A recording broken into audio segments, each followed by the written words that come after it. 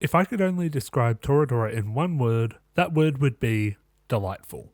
Watching Toradora for the first time filled me with a sense of euphoria. The general negative emotions that statically occupied my mind seemingly dissipated the further I watched. It almost felt as though I was drunk, the way it numbed my mind until all that remained was a subtle sense of joy. So when I first sat down to study Toradora, I racked my brain for a thesis, a lens through which to view this show that would make a cohesive analysis. However, no matter what lens I used, I ran into the same problem. It didn't explain why the show had such a profound effect on me. So I have decided that instead of viewing this show through a specific lens with a thesis, I will instead approach this analysis as an investigation. I will be investigating how a seemingly simple show like this was able to provide me with a sense of euphoria, and hopefully we'll be able to answer that question by the end of the series. But without further ado, let's begin this analysis the way the show does, with a tiger and a dragon.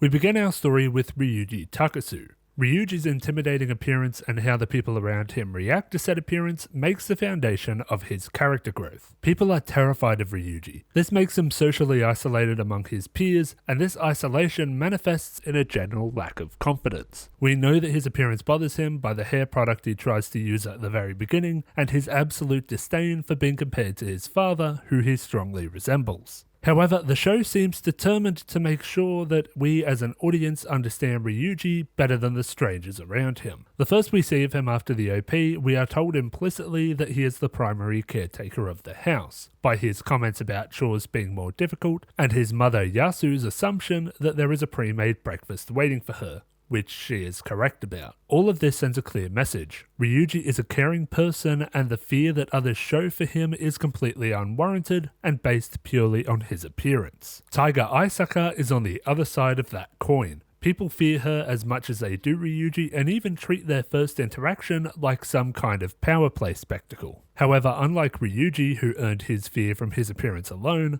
Taiga has earned the fear of her classmates through her actions, which we discover when she punches Ryuji in the mouth after an accidental bump-in. As the introductory arc goes on, we begin to see that Taiga's aggression is fueled by insecurity. She doesn't punch Ryuji until he affirms that her nickname, Palm Top Taiga, is appropriate, a nickname we will later discover that she hates. She also only attacks Ryuji later to silence him on the matter of her love letter to Kitamura, something she is clearly embarrassed about. And as soon as she discovers that he didn't read it, her aggression dissipates and we swiftly discover that it was the only thing keeping her from collapsing of hunger. Speaking of Yusaku Kitamura, we get a pretty strong introduction for him early in the first episode. Even if we don't learn what actually makes him special yet, we immediately understand that he is a friend of Ryuji's, one of the few people who are able to see past his intimidating appearance and treat him like the delight of a human being we know he is. He even later inspires confidence in Ryuji that things will be better this year by confirming that he has at least one ally, a sentiment which Ryuji genuinely appreciates. We also get a brief introduction for Minori Kushieda that essentially tells us that she is energetic, playful, and also seems to know that Ryuji is not someone to be feared.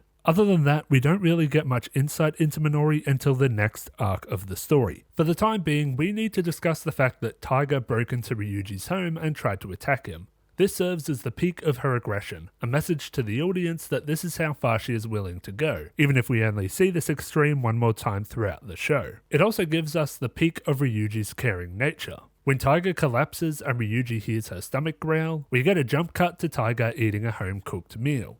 Usually the jump cut in media is used for comedic effect, but in this scenario, it's used to characterize Ryuji further. If we had gotten even a moment's hesitation, or Ryuji wondering to himself if he should feed this woman who wanted to crack his head open with a wooden sword, this scene would have carried a much different message. But the lack of showing this consideration implies that it did not exist, that despite Taiga's transgressions, she is in his house and she is hungry. Feeding a hungry house guest is just second nature to Ryuji, almost like a knee-jerk reaction. This is also the point that Ryuji stops taking Taiga's aggression so seriously. When she raises her voice after eating, he seemingly shrugs it off without any hint of fear. When Ryuji realizes that Taiga is genuinely upset, he tries to cheer her up through self-deprecation, but accidentally reveals just how similar their situations are. We learn in this scene, and more explicitly in a later one, what the surface level story of this show is. Both our main characters like each other's friends in a romantic way, so they are trying to help each other with their romantic ventures. Of course, I call this the face value plot because, as we know, the story ends up being about a lot more than this deceptively simple premise. Over the course of the show, we will learn about family, sacrifice, ambitions, performances, responsibility, and all sorts of themes that are key aspects of life for younger people. The first arc sets up and progresses the relationship between Ryuji and Taiga, from one that is maintained out of selfish desire to one that is maintained out of necessity. The selfish desire that forms the foundation of their early relationship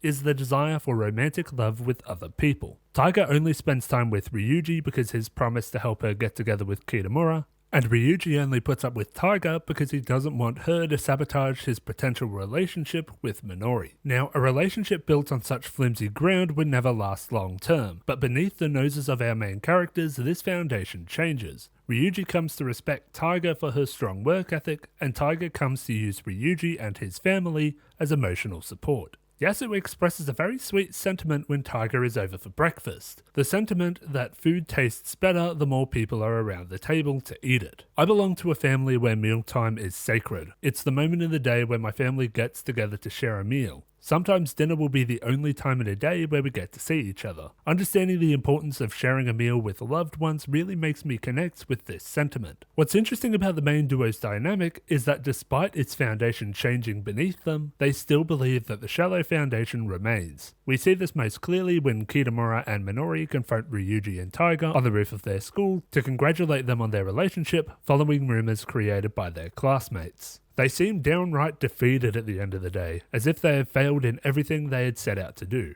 In this moment, the ulterior motives of their involvement are seemingly gone, and all Taiga has left is her emotional reliance on Ryuji, which is why she begins to discuss her life and her troubles. Following an explanation of her underwhelming relationship with her parents, she confronts him with the knowledge that she knows about the sacrifices that he has made, namely eating a bag of salty cookies and telling her they taste good just to make her feel better when she was at a low point. In this world where not even her parents enjoy her company, Taiga had finally found respite in Ryuji's company and around his family table. It is at this point that Taiga breaks down and begins furiously venting her frustration with everyone around her. How socially isolated she feels not only from her unfamiliar classmates but even the people closest to her. Ryuji decides to join her, lamenting his undeserved reputation as a delinquent and expressing his own feelings of isolation caused by his appearance. Following this outburst, Taiga seemingly decides that the way to fix all of this is to confess her feelings to Kitamura. She is under the impression that getting into a relationship will solve her problems.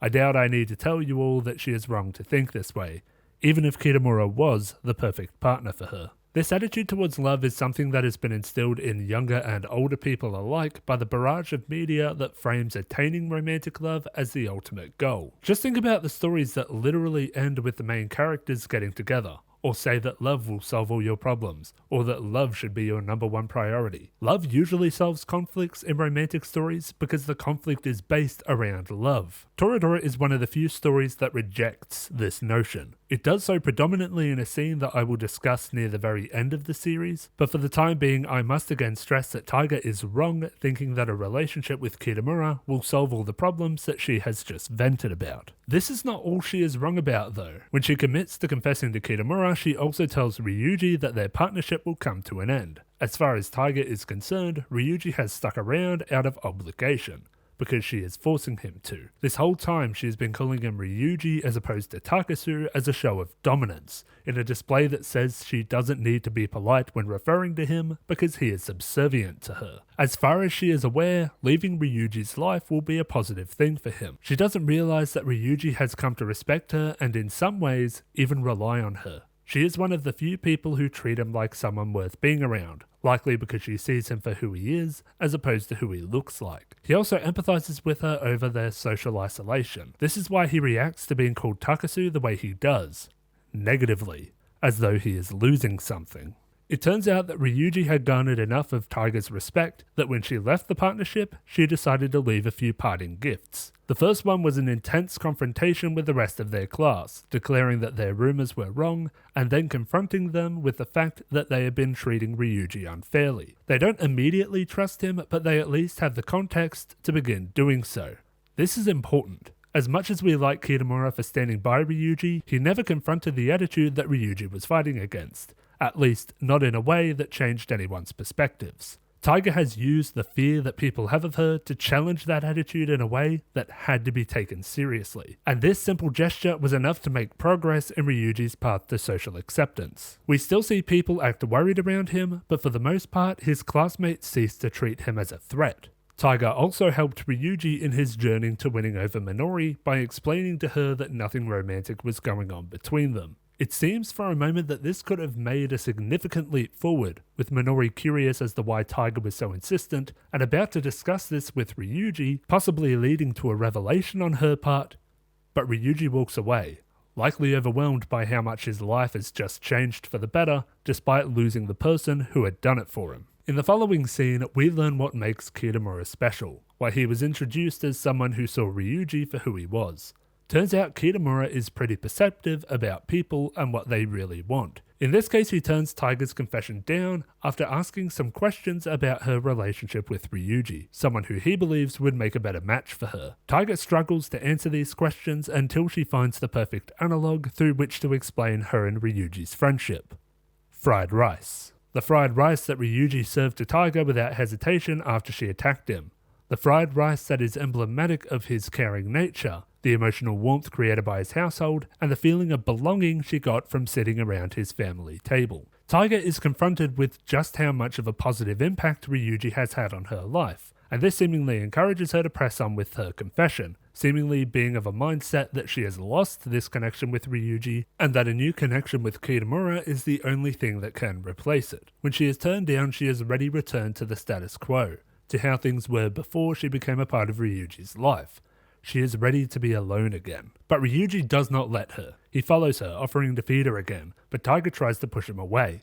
The words that truly reflect how she saw their relationship are, "You don't have to do this stuff anymore. Your obligation has been met. You're free from me, so why would you want to still be around?" Ryuji's somewhat poetic response to this is that he understands he doesn't have to, but that he wants to. That he will become a dragon so that he can stand by this Taiga as an equal. To emphasize the desire of equal footing, he calls Taiga by her first name as opposed to Aisaka, which he has been calling her since the beginning. Taiga responds to this declaration in a way that definitely fits her character, but ultimately honors Ryuji's request that their bond remain intact by referring to him by his first name under the guise of considering him beneath her again. In the end, Taiga seemingly understands the important role that Ryuji has had in her life beyond helping her get together with her crush. And the introduction arc that begins with a tiger and a dragon separated from each other ends with that same tiger and dragon walking side by side. So what has the introduction arc brought to the table? It began the relationship between Taiga and Ryuji on a foundation of selfish desire, but organically improved on that foundation to the point where they both rely on each other. It has begun Ryuji's path to social acceptance by having his classmates forcibly confronted with their behaviour, and it has Taiga thriving in an environment that she feels at home in. In the next arc, we will dive into the characteristics of Kitamura and Minori to better understand them, the reasons why our main characters have romantic feelings for them, and what those reasons say about our main characters. And that is it for this analysis. I'd like to thank my patrons, Orion Train, Quincy Chamberlain, Lars Espen, Data52 and Jaman5. If you'd like to join these wonderful people, the fine folks on the Discord server, or see the outtakes for this video, all those links can be found in the description. Thank you all very much for watching, and I will see you next time.